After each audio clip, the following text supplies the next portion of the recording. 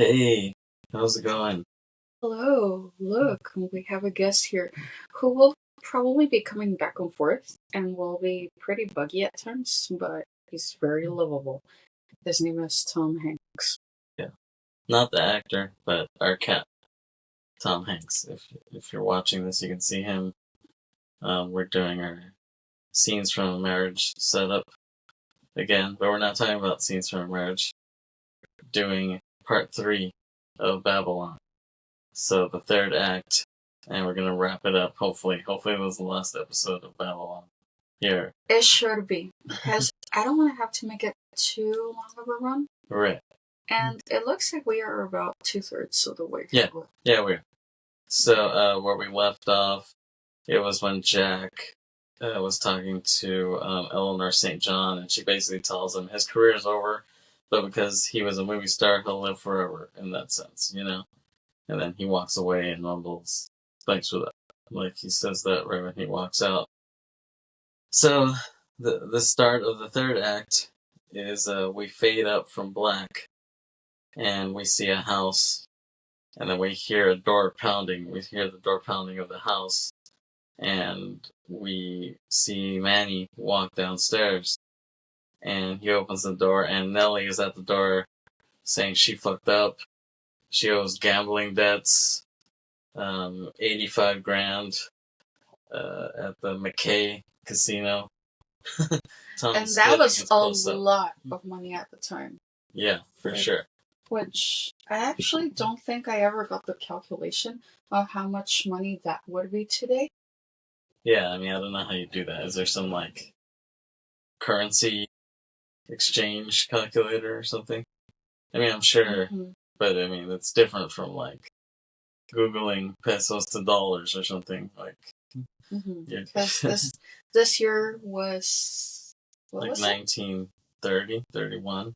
Okay, so let's just say 1930 to today. Okay. Yeah. Also, if we didn't introduce ourselves, this is Briterion Bollection. My name is Aileen, and this is my husband, Kevin. And he is actually the main host. I just decided to steal his thunder today. Yeah. Well, you've done it. This isn't your first time here, you know. Yes. Yeah, we forgot to introduce ourselves, but that's okay. Because Tom distracted us. And he's still distracting us. Yes. He will for sure be distracting us throughout the rest of this coverage. And I actually did find it. It says $85,000 in 1930 is equivalent in purchasing power to about $1,636,199.10 today. An increase of $1,551,199.10 over 95 years. Wow. Yeah, that's a shitload of money. It is, definitely. So, you definitely don't want to get in that kind of debt. No, you don't. So, yeah, she tells him if she doesn't have the money by the end of the week, they're gonna pour acid in her pussy. That's what they said.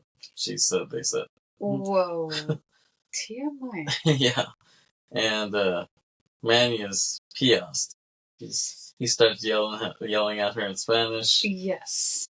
And I like that he improvised that, you know what I'm saying? Yeah, well, that was Diego Calva's improvisation. Yeah. But he did very good of showing how upset Manny was at Nellie. Yeah, and I think Chazelle probably told him, like, oh, you know, go with the scene, argue with her, do it in Spanish if you have to, you know what I'm saying? He probably, you know, encouraged that, and he did a good job with it. And then she starts crying, and then there's a part where he's like, you fucked my life! Well, he said, me hiciste mierda la noche, which means you turned my night into shit. Yeah. She tries to hug him, and so she ends up grabbing his leg to try to. She's pleading with him. He's like, Manny, please. And he's like, no me putas toques, which means don't fucking touch me. He's very angry for sure. Yeah. He's like, "You fucked my life." He says that. But then she keeps crying, and then he kind of feels bad for her. So he says he'll help her out, and he gets on his knees and hugs her. And this scene actually kind of reminds me of Sideways, the Alexander Payne film, wine film. Yes. This reminds me of the part when Jack, Thomas Hayden Church's character, bursts in after he was like banging the waitress at the like chubby waitress that they met at the restaurant. And that his character was just he was a wreck. He was a train wreck. Yeah, for sure. Love that movie, by the way. Hopefully we can talk about it sometime. We have to. It's not hopefully we can. It's we have to. We'll talk about it. When he comes in, he bursts in and wakes up Miles in the middle of the night, and he's crying, and and Miles is looking at him like, "Damn, like this is so pathetic. Like, like I have to help his ass." I get that same sort of look from Diego to Margot Robbie here. Well, yeah. And then we cut to Jack Conrad, Brad Pitt's character, is at home by the fire. And his phone is ringing, and he answers it, and it's Irving Thalberg, played by your favorite actor, Max Minghella. I want to kill that guy. Not literally, but he drives me crazy with his characters. Well, with the characters that he portrays in a lot of his content. Right, and so Irving tells Jack, "Oh, I got a movie for you." He's all excited, and Jack just asks him, like, "It's a piece of shit, isn't it? And I'd be bailing you out, right? And he's like, "Come on, just be honest with me." He's like, "All I want is a little honesty." He's like, "Yeah, it's a piece of shit."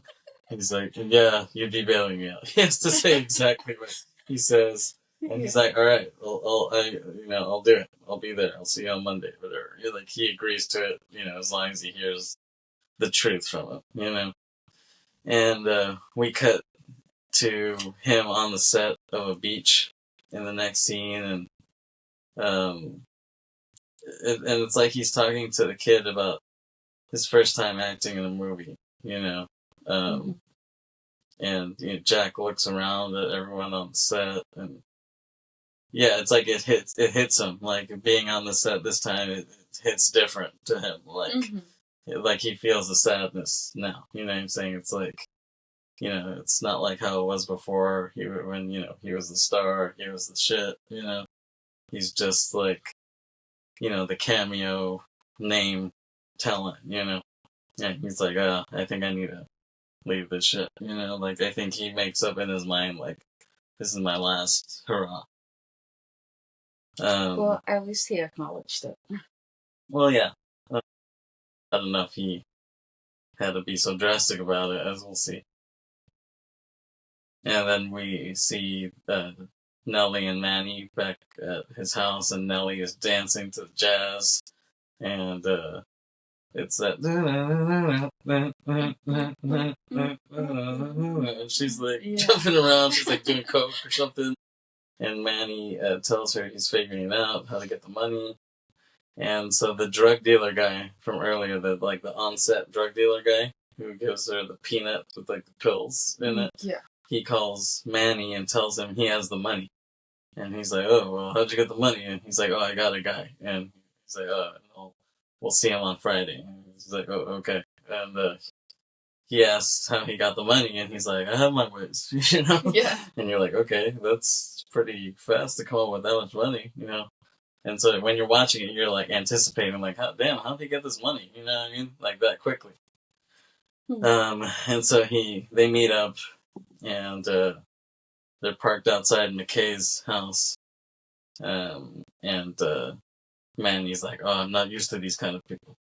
And the drug dealer's the Count, I guess is his name. He's like, "Oh, well, they're no worse than movie people." That's what he tells him. Which that's kind of scary, actually. Like if you're trying to get into the entertainment industry, and mafia dudes are about the same. That's not a good combination. No. So they go to the mansion. They get inside Jim McKay's mansion, and his bodyguard is played by Ethan Suplee of American History X and Boy Meets World fame. He's not as big as he was back then. He lost a lot of weight, and he's like his henchman, his bouncer guy, and he has a gun. He's strapped up, and he keeps doing that bro spit that you hate. I know you fucking hate that. It is pretty damn annoying. Honestly, I just don't understand why a lot of guys have the habit of spitting. Yeah. It's disgusting.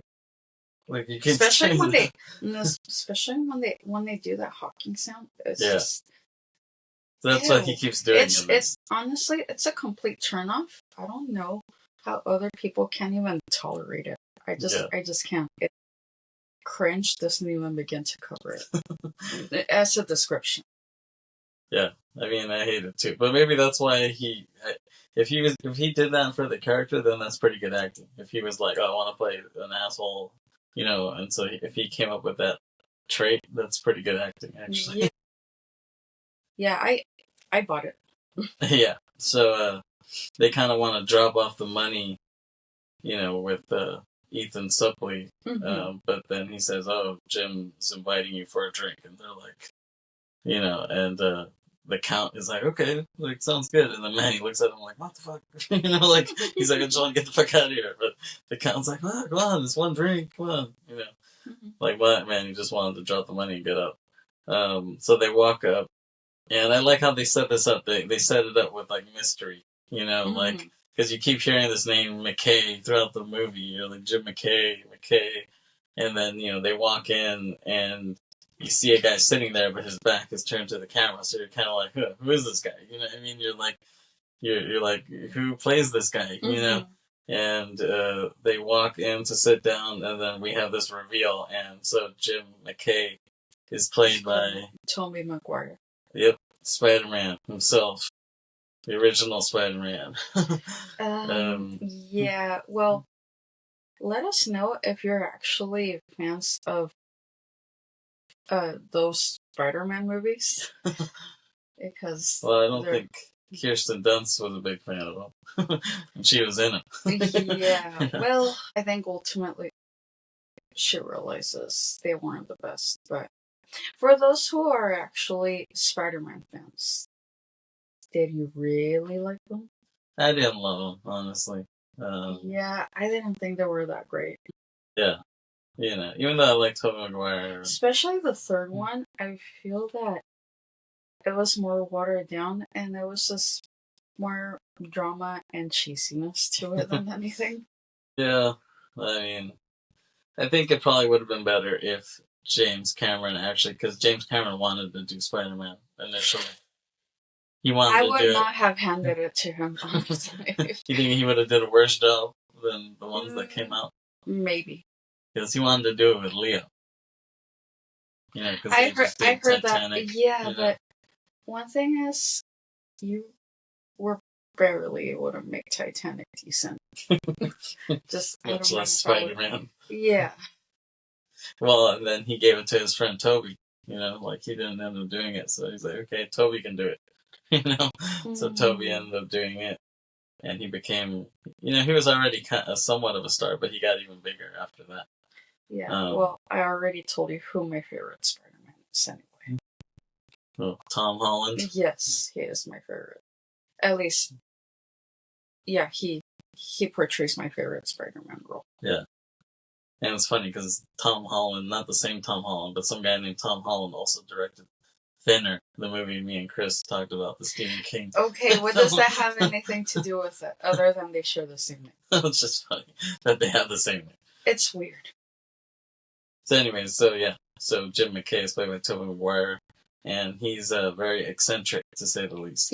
Yeah, that's an understatement. And so Tobey was also a producer on this film, and I think time will show that Tobey was the man for producing this. It didn't do very well in the theaters. I think people lost a lot of money on this, but I think over time people will be like, damn, Tobey Maguire's a genius for producing this shit. Yeah. And I know Diego Calva was very excited to meet Toby. I think he was on Jimmy Kimmel. And Jimmy Kimmel's like, oh, there's a lot of stars on this movie. Like, who are you most excited to meet? And he was like, Tobey Maguire. Tobey Maguire. And he was like, I really wanted to meet Tobey Maguire. So that's kind of funny. I guess he was a big Spider-Man fan. That's why he wanted to meet him. And then so Jim McKay, he's like, oh, I heard you guys work in the movies, huh? And he's like, oh, I have a lot of good movie ideas. He's like, let me tell them to you. And then Manny's like kind of looking around like, I just want to get the hell out of here. And he's like, oh, like I have one idea where there's a 10-year-old kid who's a prodigy, but he's really a 50-year-old midget. That's what he says. There's a lot of un-PC talk that he says, But well, this was the 20s. Right? Well, or the early 1930s. Yeah. Which is, it still sounds weird, even if it's a period piece. But just hearing it in almost mid-2020s, right. It's just, no. Yeah. And then Toby walks away to get the drinks, and the guy, so like the Count tells Manny about the money, and Manny is confused because Manny was like, okay, like how'd you get the money? And he's like, oh, from the prop guy. And then he's like, from the prop guy? And he's like, yeah. He's like, it's the money that he makes or whatever. And then he's like, you mean his income? And well, he's like, no. It's supposed to be counterfeit money. He's like, it's the money that he makes. And he's like, what? And then he finally gets it. He's like, what the fuck? He's like freaking out, like, oh shit. Yes. Yeah. It took him a while for it to click. Like, he could have used that Scott Pilgrim, like, no clue, and then finally gets it. Which, for those who haven't seen Scott Pilgrim, there is a meter that he uses when he has to realize how Ramona got involved with one of her exes. I don't want to spoil it too much. Just watch it. Yeah. I mean, I'm sure a lot of our people have seen. Yeah, but what if someone is just getting into it? So, yeah. I don't want to just assume that everyone has watched Scott Pilgrim. If you haven't seen Scott Pilgrim, you're living under a rock, and you need to see it. I saw that in the theater when it came out, 2010. I saw it like twice, I think. I saw it when they had a special night for it. Yeah, we went to a screening after. Yeah, and I was sick.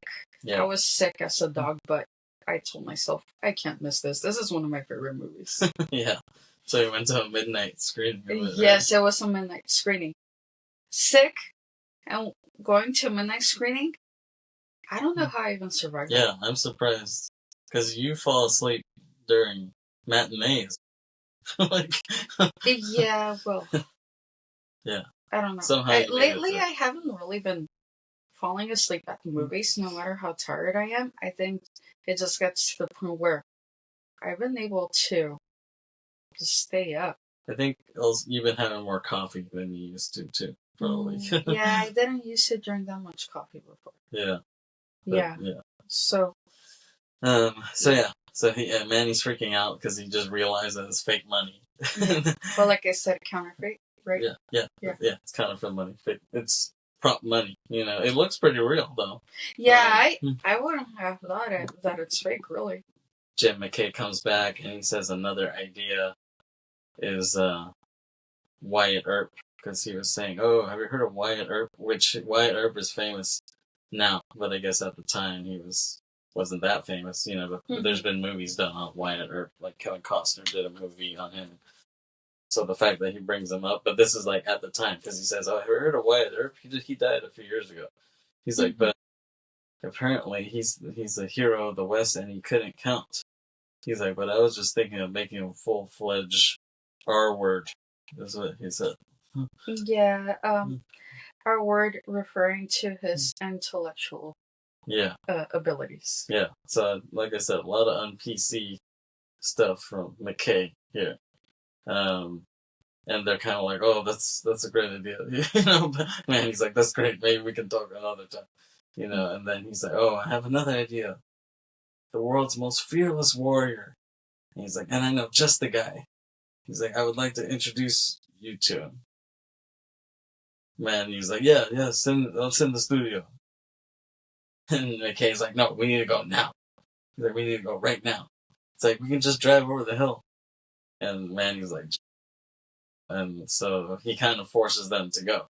And so we cut to these headlights on the road, and it kind of looks like Lost Highway. David Lynch, the headlights on the dark ass road. It looks like that, because this is L.A. in the 30s, and it's basically a desert. There's like no light, not much lighting. Not much street lights. And so they get there to the location, and McKay tells them, "Oh, this is L.A.'s last real party. Everything is lame except for this." And it's funny that he's saying this so long ago. You know what I mean? Like, it was so long ago, and already was lame. So they start walking in to this crazy building, cave, if you will, and right when they're about to walk in, McKay says, "Welcome to the asshole of Los Angeles." Okay. I thought that was Dodger Stadium. Well, they turned it into such, which actually, if you don't know the history of how Dodger Stadium got developed, it was in a really horrible way. Yeah, Google that. Yeah. Wikipedia that. Or just look at the Battle of Chavez Ravine. It's really bad what they did to those people. Yeah. Yeah, so I just can't believe that a lot of people go watch Dodger games and just pretend that nothing ever happened. Because a lot of those people know what happened. They just don't care. You're right, yeah. And yeah, so and look at what the Dodgers have been doing beyond that too. So just no. Yeah. So they walk in to this place, and it's like pitch fucking black. And we hear like theremin music, and that really sets it up like it's a real avant-garde scene. Like these guys are doing some pretty hipster shit, even for the 20s, 30s, And so we walk in and we see like a Fight Club sort of thing right when they walk in. And this is kind of where it reminds you of Pulp Fiction a bit too. They go down to the next level, and it's like some freaky S&M dungeon with like some deformed people, and there's like Shirley Temple music, which like makes it even creepier than if it was like theremin music. It really does, honestly. Yeah, that makes it even creepier than the science fiction music they're playing upstairs. And then they go down to the next level, and McKay's like, "After you," and so like Manny and the Count walk in, and there's this alligator just comes out of nowhere, just snaps, and it scares the shit out of Manny. He's like, "Oh, oh," and McKay's like, "Oh," he just laughs at him. I don't even think that's funny. He just wanted to scare his ass, Yeah, and just see the look on his face. But still, is that even necessary? Well, we're talking about McKay here. He's not the most moral guy in the world. So they go in, and it's kind of scary. You don't know what the fuck you're gonna see as you get lower in here. Like, this reminds you of when in Pulp Fiction when Bruce Willis and Ving Rhames they're fighting, and then they stumble into the pawn shop, which is owned by these redneck guys there, and the redneck owner guy, he comes out with a shotgun on both of them, and he's like, "Okay, like, get in." And he calls some guy to come, and next thing we know, they're tied up, and they're like, "Who's gonna go first?" And they choose Ving Rhames first, and Bruce Willis is outside trying to like figure out how to get the hell out of there.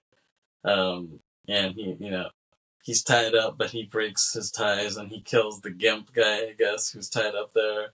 And then he's about to just leave. He's going to leave Ving Rhames. You can hear Ving Rhames like moaning in the background. You don't know what the hell's going on. At least I didn't know what the hell. When I saw it, I didn't know what the hell's going on. And Bruce Willis is about to leave him there, but then he has a second thought. He's like, "No, I feel like I need to help this guy."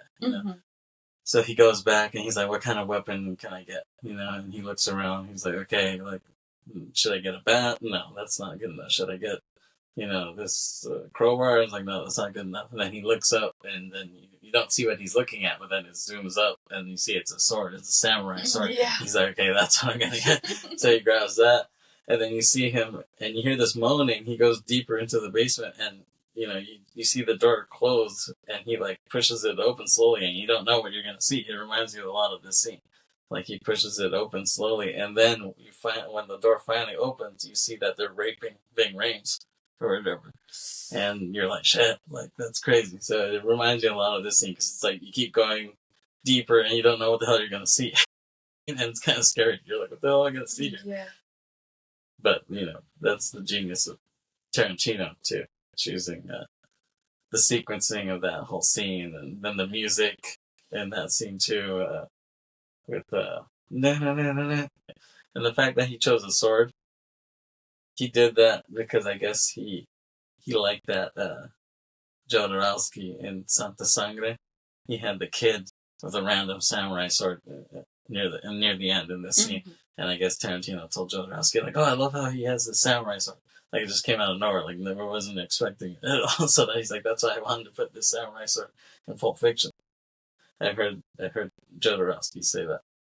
So this scene that's another parallel with Pulp Fiction. Is what I'm trying to say. Yeah. So they go deeper, and then they walk in. And he's like, "Look at this guy," and they see this big buff ass dude, and he's wearing a mask, and we see that he eats like live rats.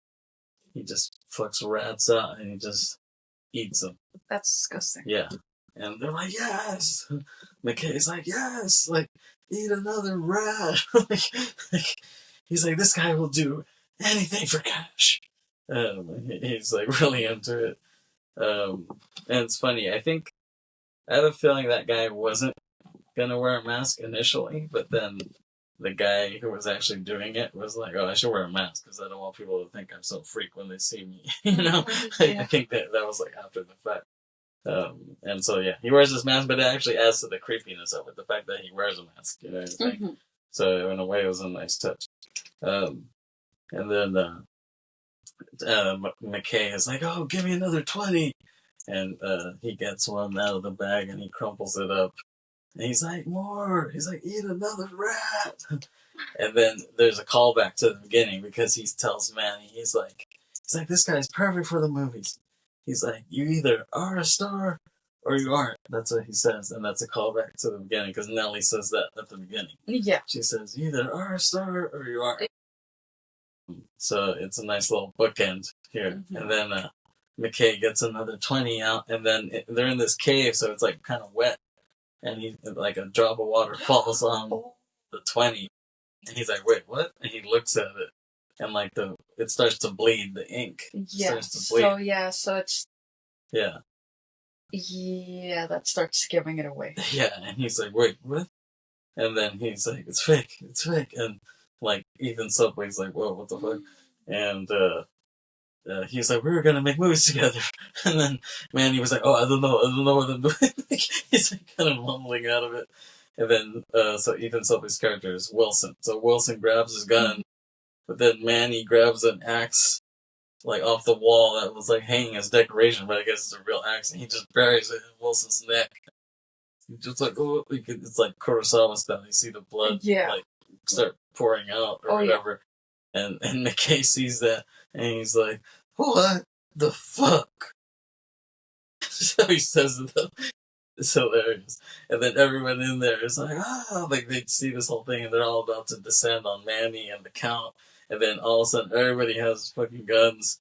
But he has this axe, kind of, defending himself. And then he runs away, and they're all chasing after him with the guns, kind of shooting randomly. But then he uses the axe to let the alligator go. So the alligator kind of like scares the guys with the guns, and then they're able to run off. But you still hear like the bullets like go off the cave and stuff like that. Fucking love that. That's so good. It's really scary to watch, actually. Even though it's not really happening.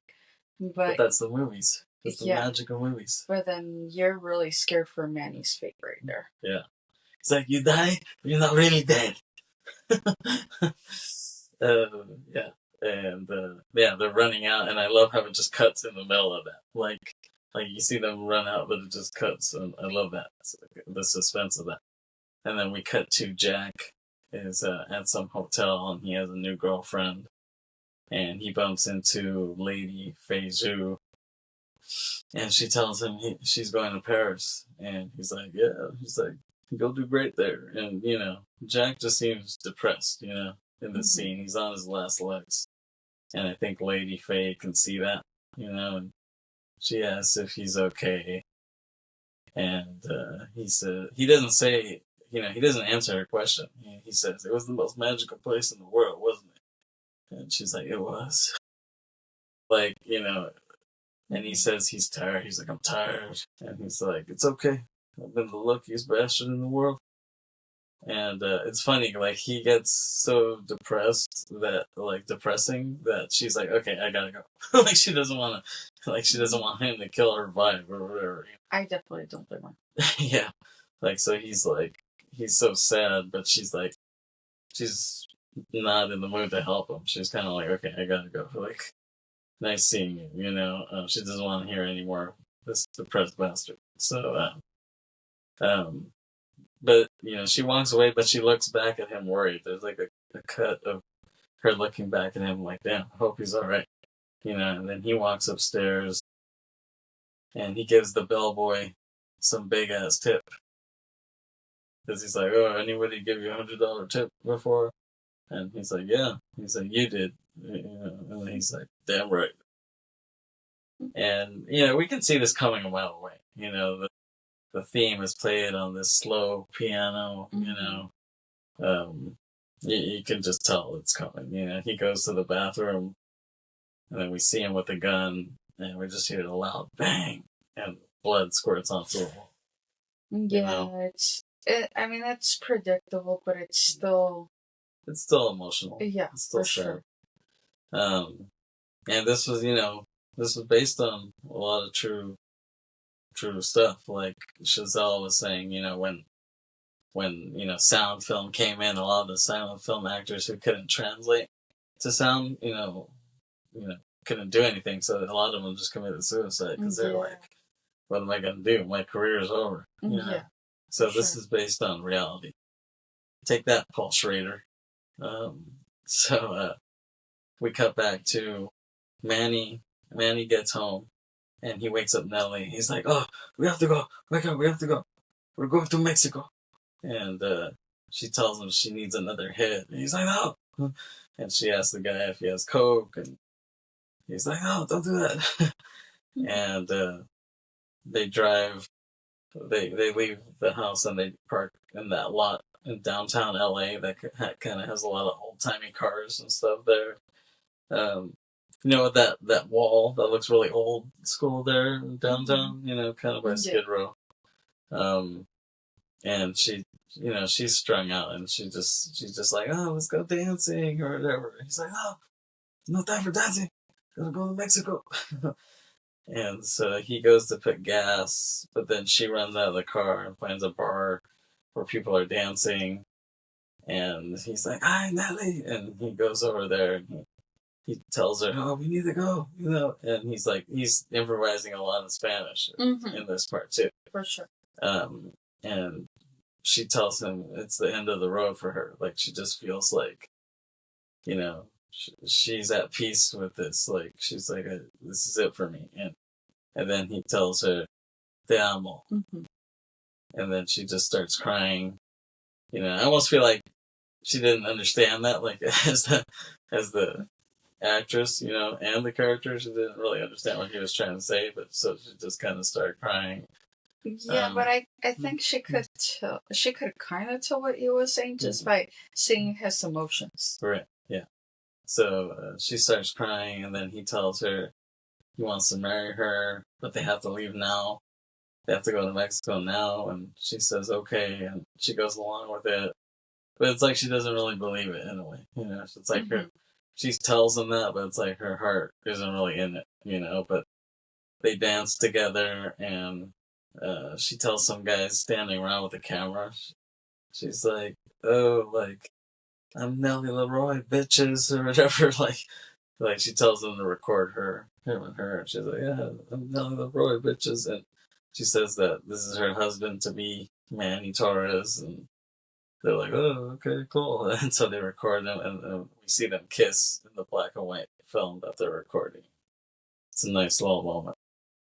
And so they go back to the house to pick up that drug dealer dude. Well, they go to his house, I guess, and well, yeah, they do. You don't guess, they do. Yeah, so they go to his house, and Manny gets down, but leaves Nellie in the car. He tells her, "Oh, just wait here, whatever," and he goes in. But then Nellie just walks out. What? Nellie just walks out, dancing into the darkness, and she walks down the street, and the music is playing. But it's the slower version. Yeah, the slow, sad version. And she just kind of fades away in the darkness, and we don't see her again. Or do we? We'll see. Yeah, we'll see. So, Manny knocks on the door, and the Count opens up, and the guy's like, "Oh, this is my roommate Kyle," and it's just this fat guy eating cereal. It's like, I like his reaction. He's just like, he doesn't even have much emotion. And right when he gets there, some guy breaks down the door and shoots the drug dealer guy and the roommate dead. He just goes, pow, pow, shoots them both. And Manny's like, oh my god, he's like... Yeah, he's really scared by this. Yeah, he's begging for his life. He's like, I'm nobody, I'm Mexican. Well, he does start pointing the gun at him. Yeah, he's about to shoot him, but he's like really pleading, and he pisses his pants. We can see the pee coming out, and it was kind of sad when I saw this in the theater. Yeah, no, well. Yeah, it was sad. Like, I think people in the crowd were like, wow, like, we didn't think they would show him looking this pathetic, you know what I'm saying? But well, this probably shows him at his most vulnerable. Yeah, I agree.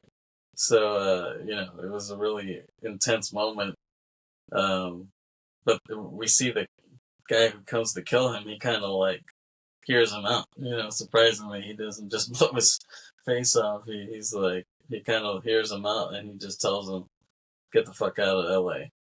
Disappear. And, I'm surprised he showed him some mercy, this guy.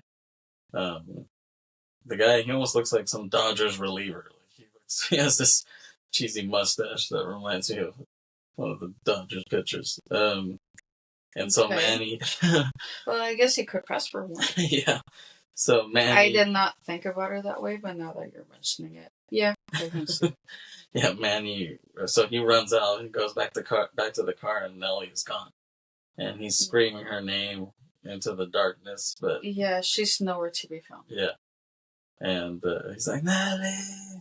And just nothing. So he just drives off. And we see Sydney, the jazz player, and he's kind of starts back at zero.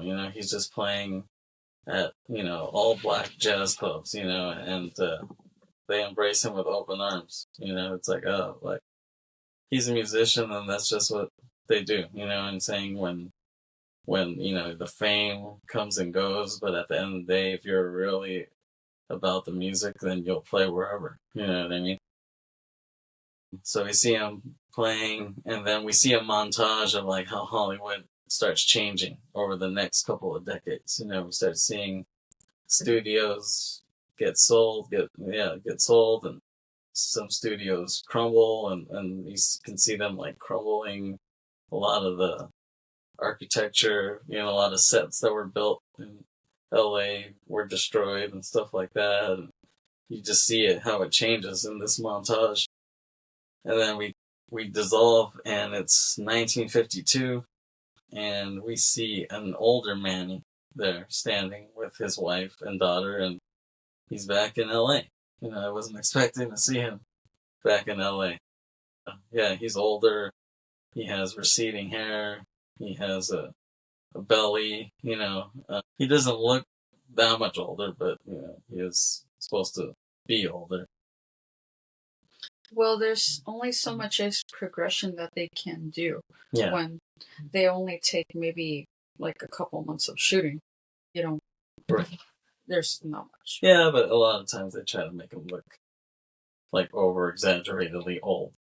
But I like that it was more subtle here, and it was like kind of more in his performance, like the way he stood, the way he walked. It gave him like this old vibe, you know.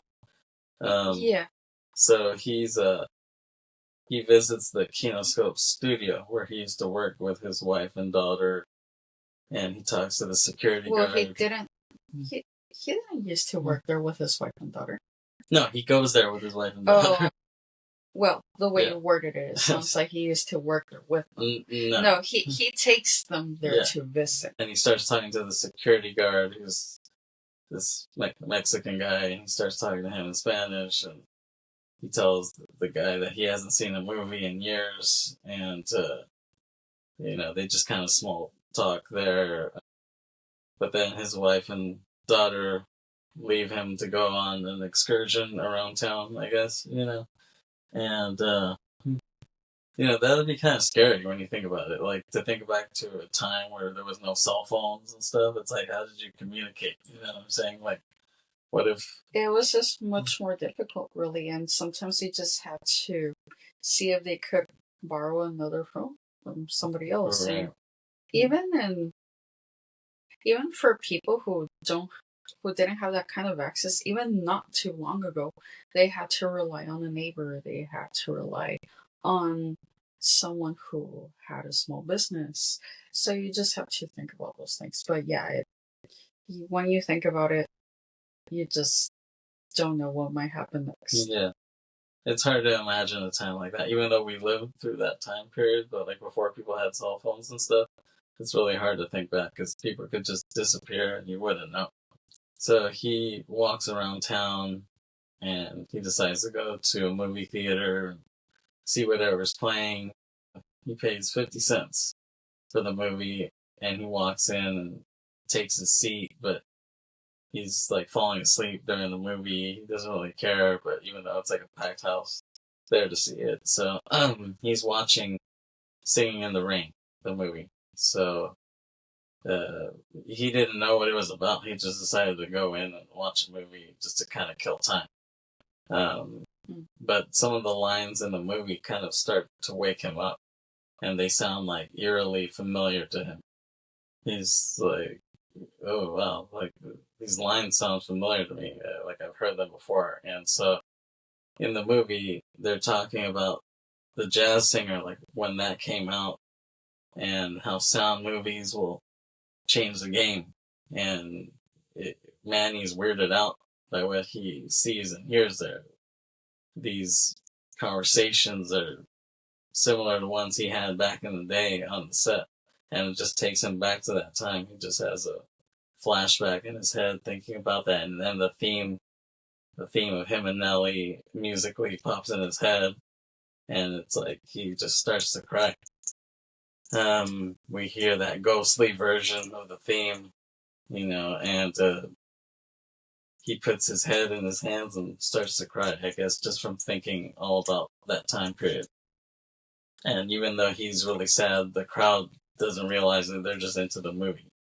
Well, they're not focusing on him. They're just focused on the screen. Yeah, and it's a nice drone shot, or like a crane shot there that pans away from him, and we see overhead all these people in the crowd, and they're all just looking up at the movie, and it kind of goes into a circle, and it goes back to Manny, and the song Singing in the Rain kicks in in the movie, and he remembers hearing it back in the day. He remembers being on the set when Jack and his ex-wife were there singing in the purple raincoat, in the pink raincoats that they had. Which ex-wife?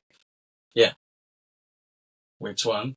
Yes. The Hungarian one. Yes, I figured it was her. Yeah. Yeah, because we remember that he did go through quite a few women. Yeah, he did. We see footage of him, of Manny, of Nelly, of Jack, of Faye, of Sydney on black and white film, and then him kissing Nelly. And then we see that iconic shot of Nelly running out of the door of the party in the beginning. Mm-hmm. And you hear the more upbeat jazz version as she's running out, and that shot of her, and we hear her say, "Why?" And it's him. I just want to be part of something bigger. It flashes back to that scene when they're talking about, like, where would you want to go? And then we proceed to see this montage that encapsulates the history of film. And it goes really well with the music. You see everything, like, in chronological order, from the silent era up to Avatar to Terminator 2. You see all this stuff, the whole history of film right there in this montage, and it goes really well with the music, and kind of crescendos.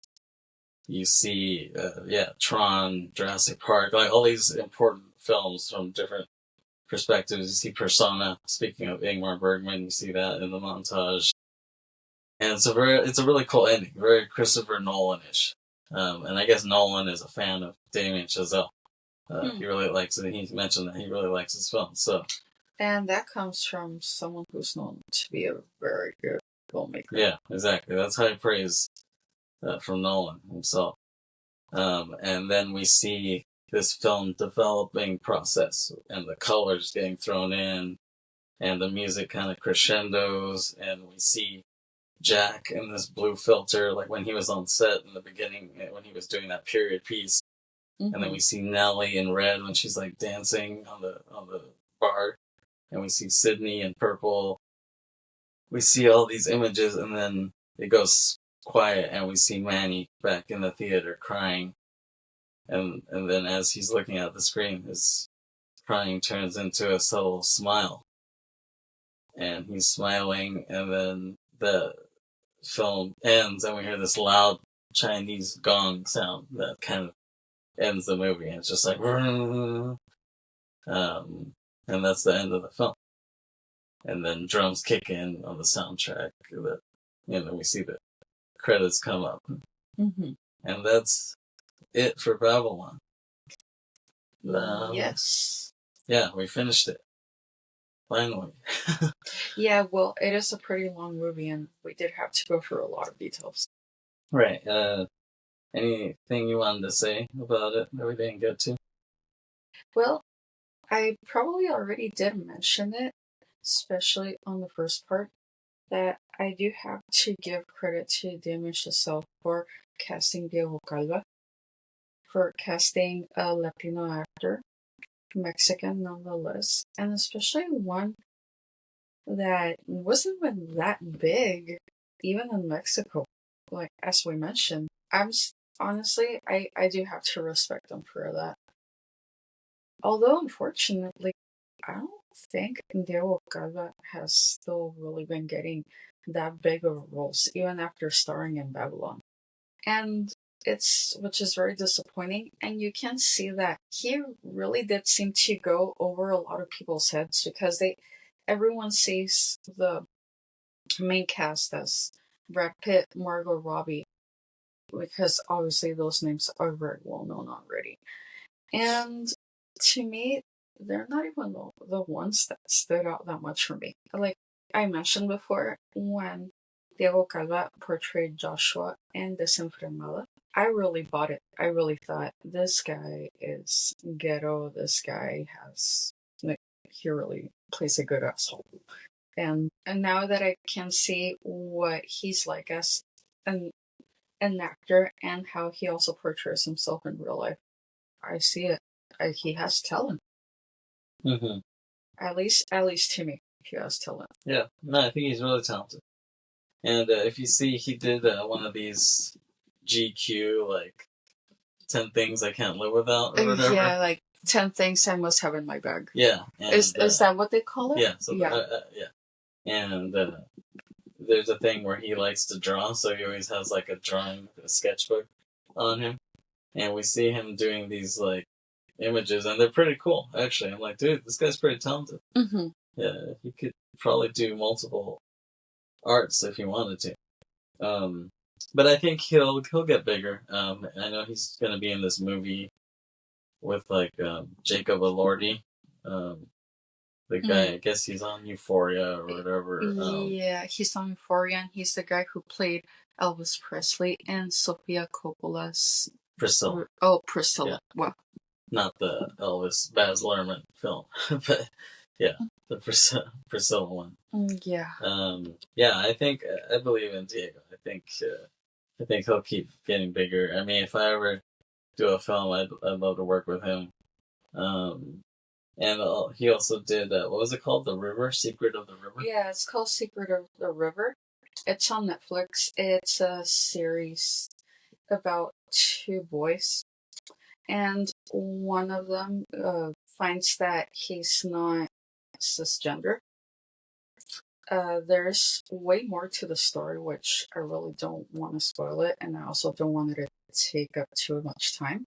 So just look up The Secret of the River. So yeah, it's definitely an interesting watch. So yeah, and he's going back to his roots. It's a Mexican series, right? Yes. Yeah. Babylon. I think it's a great film. I think it'll just get bigger with time. You know, I mentioned in the first part that I saw that it reached 1 million watches on Letterboxd a couple months ago, and I think that'll keep growing. I think people who end up watching it will be like, "Damn, this movie's pretty good." Like, like the way The Thing bombed and Blade Runner bombed. And got bad reviews when those first came out. Now those are considered masterpieces. Yeah. You know what I mean? I would hope so.